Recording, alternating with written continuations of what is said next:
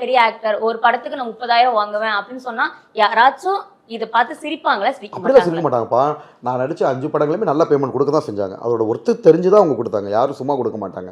நீங்களும் அந்த மாதிரி பண்ணுங்களேன். உங்களுக்கு யார் வேணாண்ணா? நீங்களும் நான் சார் நான் பண்ணா வேணாம்னு சொல்ல மாட்டாங்க சார். நீங்க பண்ணா வேணாம்னு தான் சொல்லிட்டு இருக்காங்க. யாரு? இல்லப்பா, எனக்கு நல்ல பேமெண்ட் தான். டிமாண்டடாக தான் கூப்பிட்டாங்க. டிமாண்ட் பண்ணி தான் நம்மளுக்கு எல்லா இடமும் போய்கிட்டு இருக்கோம். அது மட்டும் இல்லாமல் நான் ஒரு வழியில் போகிறேன்ல, அவங்களும் நானும் அப்படி பண்ணியிருக்கேன்னு சொல்கிறாங்களே, அவங்களும் அதே திறமையை காமிச்சிடலாம். கண்டிப்பாக லைஃப்பில் வரலாம். யாருமே வேணாம்னு சொல்ல மாட்டாங்க. அப்ப நீங்க பேசினவரே அவரோட படி திறமை வச்சுதான் மேல வந்தவரு. அவர் ஒரு படத்துக்கு இவ்வளவு வாங்குற நிறைய விஷயம் அது ஜென்ரல் டாக்குப்பா. அவங்கள பாத்தீங்கன்னா நம்ம ஜென்ரலா பேசுனது. ஓகேவா? ஜென்ரலா யார எப்படி வேணா பேசலாமா? ஜென்ரல் நம்ம தப்பு ஒன்றும் சொல்லல. அந்த உள்ள சூழ்நிலைக்கு அப்போ கம்மியாக சம்பளம் வாங்கினாரு. இப்போ பார்த்தீங்கன்னா என்ன சொல்ல வருது, அவர் வேற லெவலுக்கு போயிட்டாருன்னு சொல்லிட்டோம்.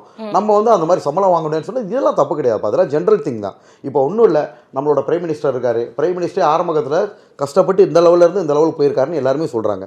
அதுக்காக அவரை கொச்சைப்படுத்துகிற அர்த்தம் இல்லை. அது பொது கருத்து.